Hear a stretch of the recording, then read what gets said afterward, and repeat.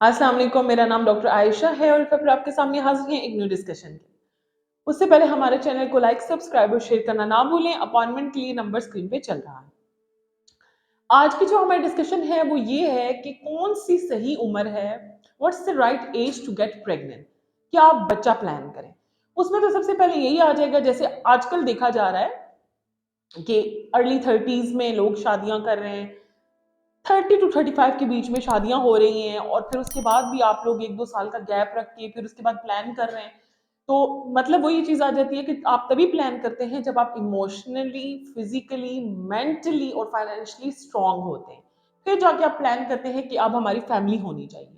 पहले सबसे ज्यादा फोकस किया जाता है करियर पे, स्टडी, लेट स्टडीज हैं, जैसे कि बहुत से लोग जो है आजकल, लड़कियां स्पेशली मेडिकल में आ रही हैं, लॉ में आ रही हैं, इंजीनियरिंग साइड पे आ रही है, तो वहाँ 4-4 5-5 साल तो आप सोचें एफएससी की एज होती है जो 16-17 में, देन 5 से 6 साल वो गुजर जाते हैं, तो 20s की एज तो ऑलमोस्ट गुजर गई।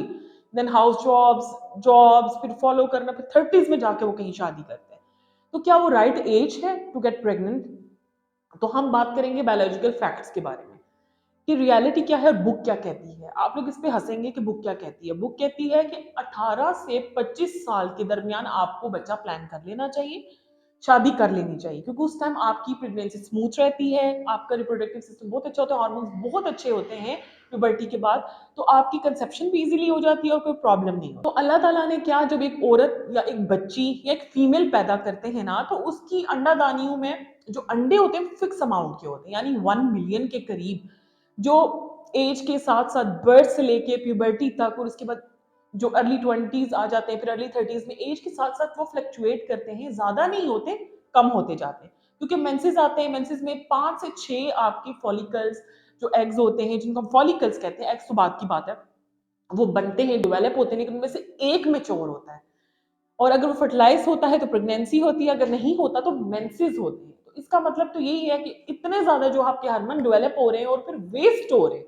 तो आपके दिन ब दिन एज के साथ साथ आपके हार्मोन लेवल कम हो रहे हैं, आपके एग्स की क्वालिटी खराब हो रही है, आपकी एग प्रॉपर मेच्योर नहीं होंगे। इतनी जब लॉस होता है, जब एंड पे जाके हम देखते हैं, तो हमारे पास चांसेस बहुत कम होते हैं।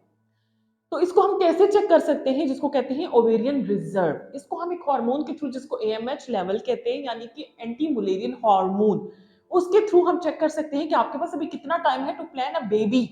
तो वहां से आपके ओवेरियन रिजर्व से पता चल जाता है कि आप कितना टाइम तक मां बन सकती हैं, अंडे प्रोड्यूस कर सकती हैं, और उसके अकॉर्डिंग ही आपको अपनी प्लानिंग करनी चाहिए। क्योंकि जो एज मैंने बुकिश बताई है आपको 18 to 25, वहां तो आप सब सोच रहे होंगे कि ये तो स्टडीज का टाइम होता है, कैरियर बनाने का टाइम होता है, तो फिर लास्ट पे जाके शादी आती है, तो ये कैसी बातें कर रही है, लेकिन रियलिटी यही है। क्योंकि उम्र के साथ साथ आपके हार्मोन्स डाउन होंगे, आपके हार्मोन्स इंक्रीज नहीं होंगे, जैसा कि हमारा एनवायरमेंट है, स्ट्रेसफुल एनवायरमेंट है, फूड हमारा ऑर्गेनिक नहीं है, अच्छा नहीं है, खालिश नहीं है, स्मोकिंग, पोल्यूशन, ये अलॉट ऑफ थिंग्स है जिसकी वजह से आपके हार्मोन्स इम्बैलेंस होते हैं।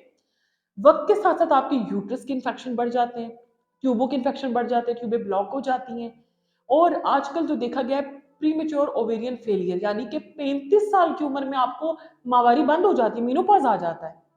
तो फिर देखें कहाँ प्लान, अब जब आप प्लान ही 35 में कर रहे हैं और वहां पे आपका मीनोपॉज आ गया, तो अपने बच्चा कब प्लान करना है?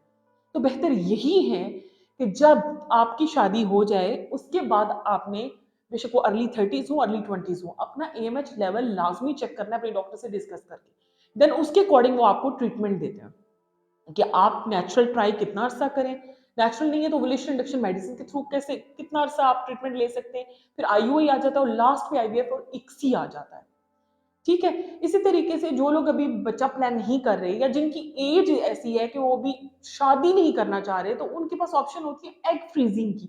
वो अपने एग फ्रीज करा सकते हैं, इतनी साइंस मॉडिफाइड हो चुकी है कि आपके पास बड़ी टेक्निक्स आ गई। इसके अलावा अगर आप शादीशुदा हैं और आप अभी बच्चा नहीं करना चाहते, तो आप आईवीएफ इक्सी के थ्रू एम्ब्रियोज बना के एम्ब्रियो फ्रीजिंग का ऑप्शन भी आ जाता है आपके पास। तो ये कुछ चीजें हैं, इसीलिए मैं आपको कहूंगी कि आपने फॉलिक एसिड का इस्तेमाल लाजमी करना है। बेशक आप शादीशुदा भी नहीं है, आपकी शादी प्लान में है, वो आपकी फर्टिलिटी को एनहांस करती है। आपने फूड अच्छा रखना है, फ्रूट्स, फ्रेश फ्रूट, वेजिटेबल्स का इस्तेमाल करना है, शुगर लेवल नॉर्मल रखना है, नमक, मिर्च, ऑयल, इनको शुरू से आप कंट्रोल रखेंगे तो आपकी बॉडी हेल्थी रहेगी। आपका बीएमआई अगर कंट्रोल्ड होगा, बॉडी मास इंडेक्स, तो फिर आपके लिए आगे प्रॉब्लम्स नहीं होंगी। लेकिन फैक्ट है, आपके जीन्स भी डिपेंड करते हैं कि बाज़ औक़ात हम जब टेस्ट कराते हैं यानी एमएच लेवल कराते हैं, 20s की एज की ऐसी रिपोर्ट्स होती हैं कि वो 50 प्लस लग रही होती हैं, और बाज़ औक़ात 40 प्लस की ऐसी होती है जैसे वो लग रहा था अर्ली 20s है। तो आप लोग जो ही प्लान करें शादी का या फिर बच्चा प्लान करने का, तो अपना एएमएच लेवल जरूर चेक करें और अपनी डॉक्टर से डिस्कस करें कि इसको कैसे इंप्रूव किया जा सकता है। इंप्रूव करने के लिए यही होता है कि आप उससे पहले जब अपनी अच्छी लाइफ और स्टाइल और सब कुछ रखेंगे ना, तो आपका वो मेंटेन रहेगा। लेकिन अगर आप फास्ट फूड, कोल्ड ड्रिंक्स, बाहर की चीजें, ब्रॉयलर चिकन, ऐसी चीजें इस्तेमाल करेंगे, ओबीस होंगे, तो आपका एएमएच लेवल तो अल्लाह ने फिक्स कर दिया, लेकिन वक्त के साथ साथ और कम होना तो होना है, लेकिन वो टाइम से पहले ही कम हो जाएगा because of your wrong choice. इसी तरीके से अगर आप लेट प्लान करते हैं बच्चा, लाइक अबव 35 30 से ऊपर, तो उसमें चांसेस डाउन सिंड्रोम, ट्राइसोमिस के बहुत होते हैं कि आपके बच्चे अब नॉर्मल होते हैं।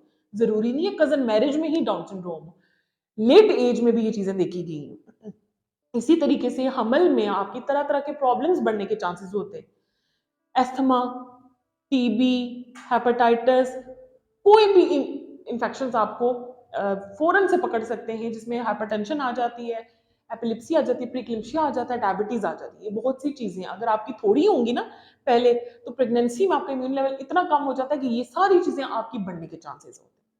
होप सो आपको वीडियो पसंद आई होगी, आपको आइडिया हुआ होगा कि आपने कब और किस तरह से प्लान करना है और उसके लिए क्या एक्यूरेट मेथड है। लेकिन हमेशा अपनी डॉक्टर से डिस्कस करके आप कोई भी स्टेप उठाएंगे तो बेहतर बेहतर यही है कि आप टाइमली में शादी करें, और अगर आप शादी करके बच्चा नहीं करना चाहते तो आपके पास ऑप्शंस हैं, एम्ब्रियो फ्रीजिंग है, और अगर आप मैरिड नहीं है अभी तो आप एग फ्रीजिंग का ऑप्शन भी चूज कर सकते हैं। इसी के साथ हमें इजाजत दें, अपना ख्याल रखें, अल्लाह हाफ़िज़।